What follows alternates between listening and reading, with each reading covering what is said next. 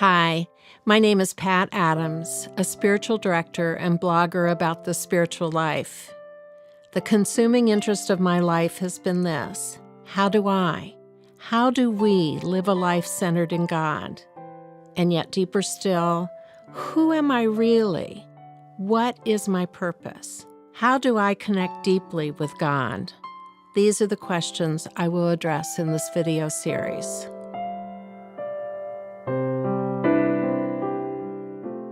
Here in a nutshell is what Jesus tried to teach us and what he modeled in his life. That everything flows out of a deep relationship with God, out of our loving God with all of ourselves, mind, soul, heart, and body.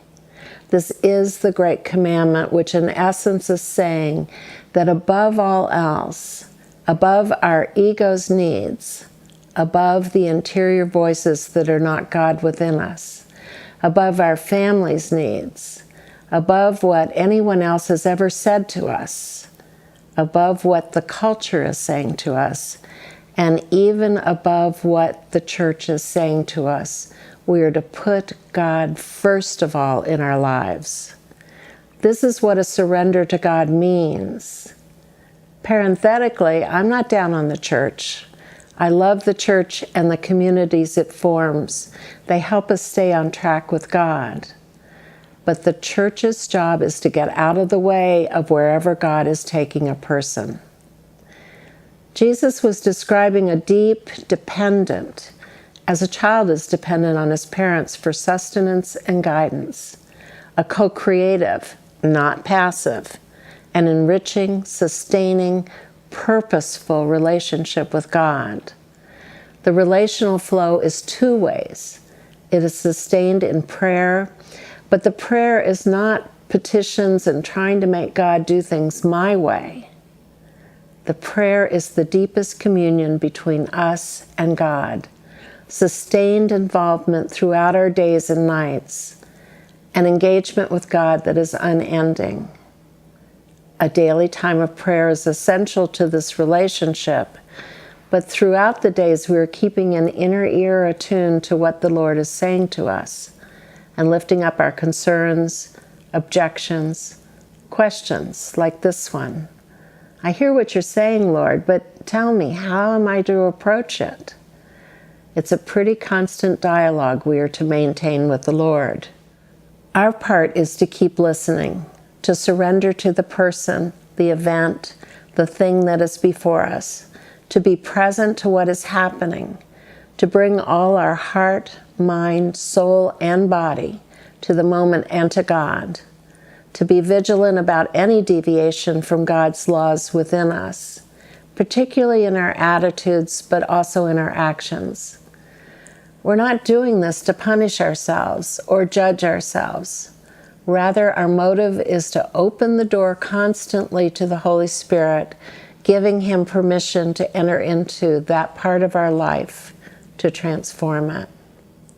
God needs our permission to enter, given our free will, particularly into the deep hidden places of shame and guilt. What we get from this deep relationship is amazing. We're healed of so much trauma, shame, guilt, and tendencies to sin. As all these healings happen, in most cases gradually, more and more of our true self, our deep soul self, is revealed. Our purpose begins to be clarified, and we are in essence stripped of all that would divert us from God, of all that is not real and true for us, of all that is not about our purpose here on earth.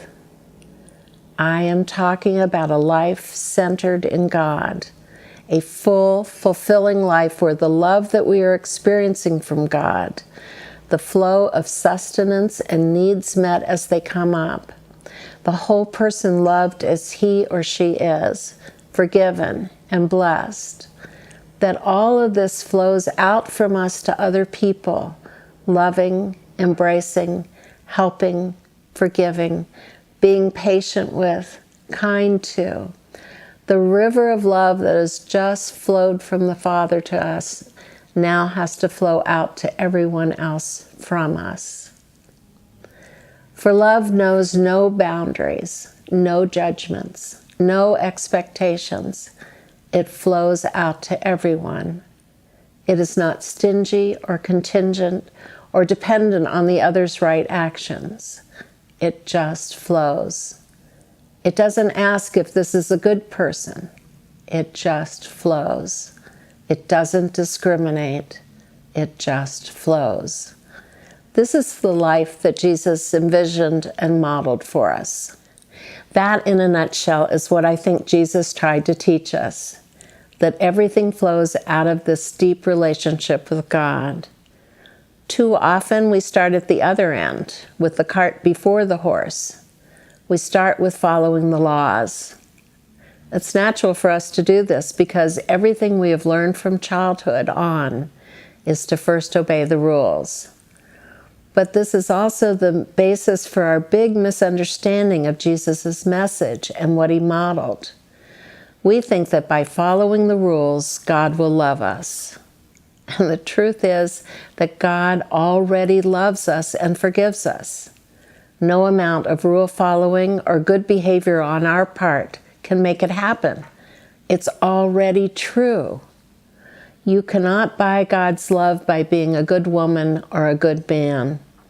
In fact, following the rules as our chief mode of being with God actually takes us away from him. How's that, you might ask? First, by counting our good behavior as primary, we are building pride in ourselves, not humility. And secondly, we can change our behavior without changing any attitudes at all. We think we can get away with acting good, but our inner state belies what our behavior is trying to prove. On the other hand, if we start with loving God with all our heart, soul, mind, and strength, Jesus' great commandment, then everything else will flow out of that love, including the second great commandment, to love our neighbor as we love ourselves. But first, we have to build a relationship with God, a close dependency. To participate in the love of God that will transform who we are, we have to be in a co-creative relationship with God in our lives. We have to listen most of all for what God is trying to tell us about what needs to change, what we need to do next, the direction we're to go in, and so much more. We need to take all that information from God and put it ahead of any agenda of our own. In fact, we just have to give up our expectations, our assumptions about life, our judgments about ourselves and others, because they are all culturally based. Whatever we cling to that is not God has to go. I learned this lesson when my husband was suffering from a recurrence of cancer, just 2 months after he had been declared cancer-free. He was back in the hospital, and I was dragging myself through the days. At 3 o'clock in the afternoon, I'd be wishing it was bedtime so that I could crawl under the covers and shut out the reality I was facing. Then, I was given to understand if I could hold all possible outcomes equally.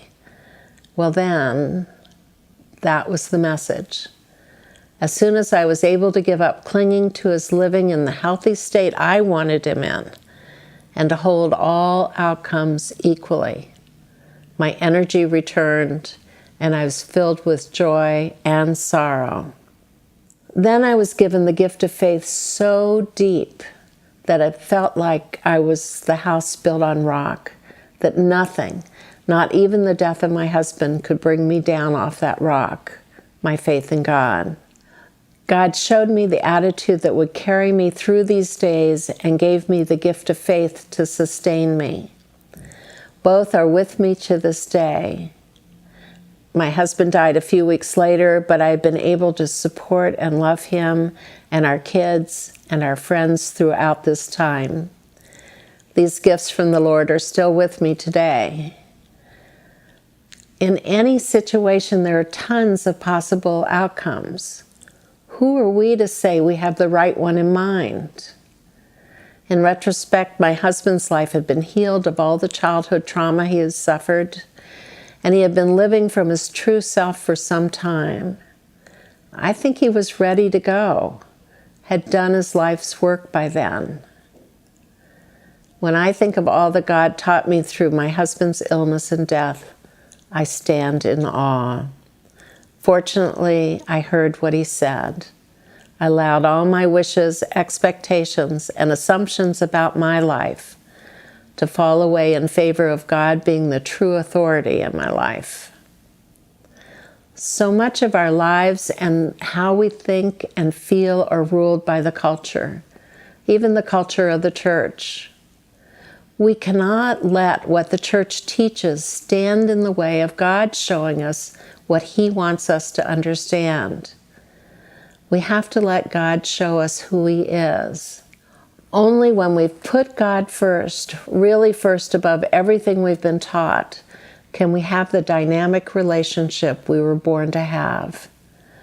Anytime we limit God by what we believe about Him and don't let Him teach us who He is, we have put God in a box and we can only be a certain way with Him. That box is a human creation built out of human needs, not a divine creation. We have to let God be who He is and let Him show us who He is. If we are to love God with all of ourselves, we have to let go of preconceptions and limitations. Really, who are we to say who God is? Jesus not only taught us this truth, He lived it. Jesus followed God's plan for him despite his own very human misgivings about it. He warned his followers.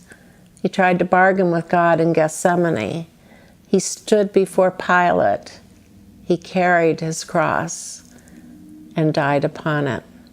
He kept his eyes on God.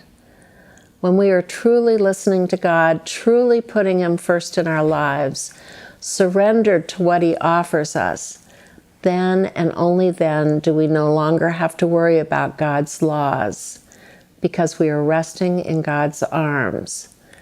And in the arms of love, there's no way we can violate God by not following His laws. We don't have to think about following them. We are living them. It takes quite a long time to get there, a lot of dedication, a lot of soul searching for our self-made obstacles to heeding God's call. And even then, the majority of the transformative effort comes from God. We can present ourselves to God, but only He can do the deep transforming of our very nature. Of course, we think about the law and where we're clearly deviating from it, but we keep our eyes on God and on trying to bring all of who we are under His kingdom and love. Some of our greatest strides will come from taking the judgment off ourselves, accepting that we are who we are, mistakes and all, for embracing ourselves as we are. We no longer have anything to hide from God or anyone else. No more need for walls or false fronts to keep us looking good. We can finally relax into the totality, the reality of who we are. Then we are really ready to accept what God has in store for us. We are no longer operating from the ego or false self. We are no longer demanding this or that to serve ourselves. We are simply ready to serve God in whatever way we are called.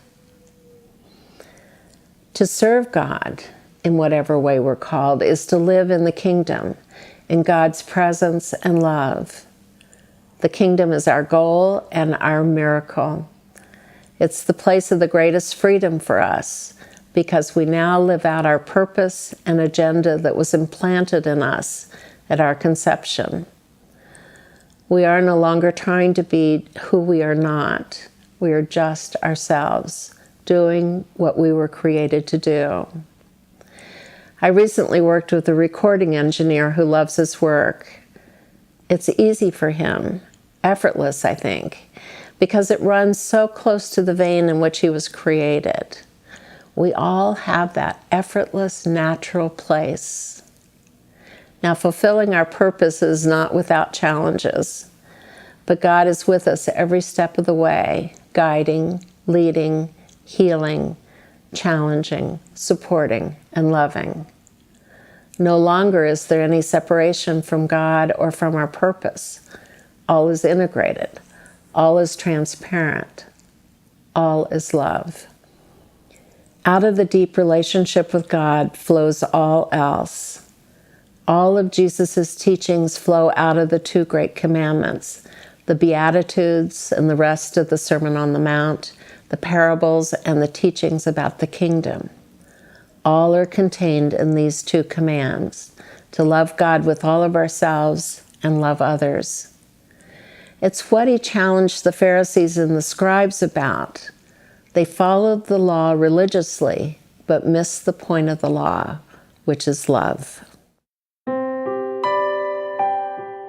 Thank you for watching. I look forward to hearing from you soon.